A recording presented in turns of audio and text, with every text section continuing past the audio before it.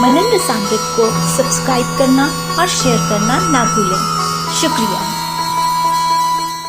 बंधु, पिछले वीडियो में हमने श्रवण किया कि किस प्रकार भगवान ने सभी ब्रजवासियों को समझा बुझाकर इंद्र की पूजा बंद करवा दी और गोवर्धन नाथ की पूजा शुरू करवा दी थी। अब आगे शुभदेव कहते हैं, इंद्रः तदा आत्मनः पूजां विज्ञाय विहितां नृपः गोपेभ्यः कृष्णनाथेभ्यो नंदादि भयश्च कोपः। परीक्षित जी, जब इंद्र को पता लगा कि मेरी पूजा बंद कर दी गई है, तब वे नंद बाबा और गोपों पर बहुत ही क्रोधित हुए। परंतु उनकी क्रोध करने से होता क्या? उन गोपों के रक्षक तो स्वयं भगवान थे। गणम सावर्तकम नाम मेघानां च अंतकरिणाम इंद्रः प्राचोदयत क्रुद्धो वाक्यम चाहेश मान्युता। इंद्र को अपने पद का बड़ा घमंड था। वे समझते थे कि मैं ही त्रिलोकी का ईश्वर हूँ। उन्होंने क्रोध से तिल मिलाकर प्रलय करने वाले मेघों के सावर्तक नामक गणों को व्रज पर चढ़ाई करने की आज्ञा दी और उनके बंधन खोल दिए। अब वे बड़े वेग से नंद बाबा के व्रज पर चढ़ाए और मुसलधार पानी बरसाकर सारे व्रज को पीड़ित करने लगे। चारों ओर बिजलियां चमकने लगी, बादल आपस में टकरा कर कड़कने लगे और प्रचंड आंधी की प्रेरणा से वे बड़े बड़े ओले बरसने लगे। इस प्रकार जब दल के दल बादल बार बार आ आकर खंबे के समान मोटी मोटी धाराएं गिराने लगे, तब ब्रजभूमि का कोना कोना पानी से भर गया और कहाँ नीचा है कहाँ ऊंचा है इसका पता चलना ही कठिन हो गया। इस प्रकार मूसलधार वर्षा तथा झंझावत के झपाटे से जब एक एक पशु ठिठुरने और कांपने लगा, ग्वाल और ग्वालिनें भी ठंड के मारे अत्यंत व्याकुल हुई। तब वे सब के सब भगवान की शरण में आए।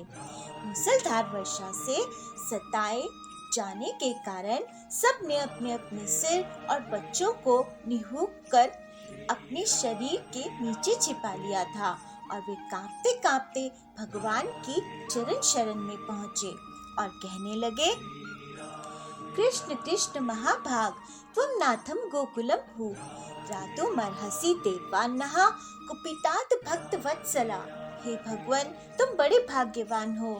अब तो केवल तुम्हारे ही भाग्य से हमारी रक्षा होगी। इस सारे गोकुल के एकमात्र स्वामी एकमात्र रक्षक तुम ही हो। हे भक्त वत्सल, इंद्र के क्रोध से अब तुम ही हमारी रक्षा कर सकते हो। भगवान ने देखा कि वर्षा और ओलों के मार से पीड़ित होकर सब बेहोश हो रहे हैं। वे समझ गए कि ये सारी करतूत इंद्र की है। उन्होंने ही क्रोधवश ऐसा किया है। वे मन ही मन कहने लगे, मैं अपनी योग माया से इसका भली भांति जवाब दूंगा। ये मूर्खतावश अपने को लोकपाल मानते हैं। इनके ऐश्वर्य का और धन का घमंड तथा अज्ञान मैं चूर चूर कर दूंगा। देवता लोग तो सत्व प्रधान होते हैं, इनमें अपने ऐश्वर्य का पद का अभिमान नहीं होना चाहिए। अतः ये उचित ही है कि इन सत्व गुण से चयुत दुष्ट देवताओं का मैं मान भंग कर दूं। इससे अंत में उन्हें शांति ही मिलेगी।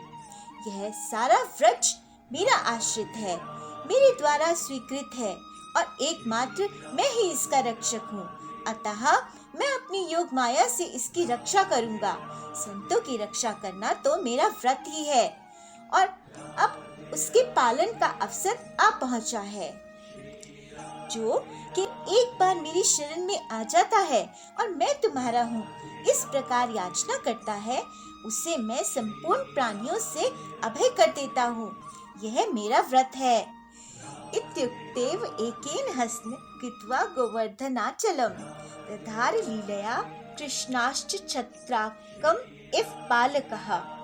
इस प्रकार कहकर भगवान ने खेल खेल में एक ही हाथ से गिरिराज गोवर्धन को खड़ा कर लिया और जैसे छोटे छोटे बालक बरसाती छाते के पुष्पों को उखाड़कर हाथों में रख लेते हैं, वैसे ही उन्होंने उस गोवर्धन पर्वत को धारण कर लिया। बोलो गिरिराज धरण की जय हो। इसके बाद भगवान ने गोपों से कहा कि माताजी, पिताजी और ब्रजवासियों, तुम लोग अपने कौवों और सब सामग्रियों के साथ इस पर्वत के गड्ढे में आकर आराम से बैठ जाओ। देखो, तुम लोग ऐसी शंका ना करना कि मेरे हाथ से ये पर्वत गिर पड़ेगा। तुम लोग तनिक भी मत डरो। इस आंधी पानी के डर से तुम्हें बचाने के लिए ही मैंने ये युक्ति रची है। जब भगवान ने इस प्रकार सबको आश्वासन दिया, ढाढ़स बताया, तब सब के सब ग्वाल अपने अपने गोधन, छकड़ों, आश्रितों, पुरोहितों और भृत्यों के अपने अपने साथ लेकर सुभीते के अनुसार गोवर्धन के गड्ढे में आ घुसे।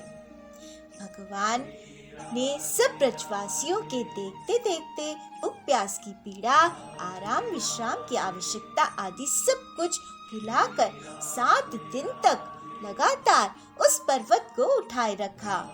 वे एक डग भी वहां से इधर उधर नहीं हुए। भगवान की योग माया का यह प्रभाव देखकर इंद्र के आश्चर्य का ठिकाना न रहा।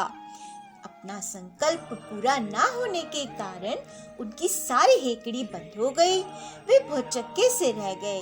इसके बाद उन्होंने मेघों को अपने आप वर्षा करने से रोक दिया।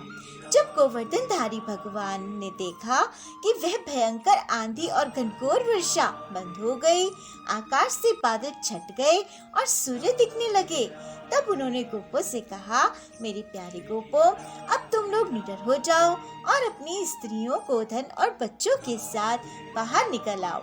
देखो, अब आंधी पानी बंद हो गया है तथा नदियों का पानी भी उतर गया है। भगवान की ऐसी आज्ञा पाकर अपने अपने गोधन, स्त्रियों, बच्चों और बूढ़ों के साथ लेकर तथा अपनी सामग्री छकड़ों पर लादकर धीरे धीरे सब लोग बाहर निकल आए। सर्वशक्ति भगवान ने भी सब प्राणियों के देखते देखते खेल खेल में ही गिरिराज को पूर्ववत उसके स्थान पर रख दिया। ब्रजवासियों का हृदय प्रेम के आवेग से भर रहा था। पर्वत रखते ही वे भगवान के पास दौड़े आए। कोई उन्हें हृदय से लगाने लगा और कोई चूमने लगा। सबने उनका सत्कार किया। बड़ी बड़ी गोपियों ने बड़े आनंद और स्नेह से दही, चावल और जल आदि से उनका मंगल तिलक किया और उन्मुक्त हृदय से शुभ आशीर्वाद दिया। यशोदा रानी, रोहिणी जी, नंद बाबा और बलवानों में श्रेष्ठ बलराम जी ने स्नेह आतुर होकर भगवान को हृदय से लगा लिया और आशीर्वाद दिया। परीक्षित, उस समय आकाश में स्थित देवता, साध्य सिद्ध, गंधर्व और चारण आदि प्रसन्न होकर भगवान की स्तुति करते हुए उन पर फूलों की वर्षा करने लगे। राजन, स्वर्ग में देवता लोग शंख और नौबत बजाने लगे। तंबुरु आदि गोवर्धन राज भगवान की मधुर लीला गान करने लगे। इसके बाद भगवान ने व्रज यात्रा की। उनके बगल में बलराम जी चल रहे थे और उन ग्वाल बाल उनकी सेवा कर रहे थे। उनके साथ ही प्रेममयी गोपियां भी अपने हृदय को आकर्षित करने वाले, उसमें प्रेम जगाने वाले भगवान की गोवर्धन धारण आदि लीलाओं का गान करती हुई बड़े आनंद से व्रज में लौट आई। तो इस प्रकार भगवान ने इंद्र के कोप से सभी ब्रजवासियों की रक्षा की। अब जब सब सामान्य हो गया तो गोपों ने नंद बाबा से कृष्ण के प्रभाव के विषय में बातचीत की। उन्होंने कहा, इस बालक के ये कर्म बड़े अलौकिक हैं।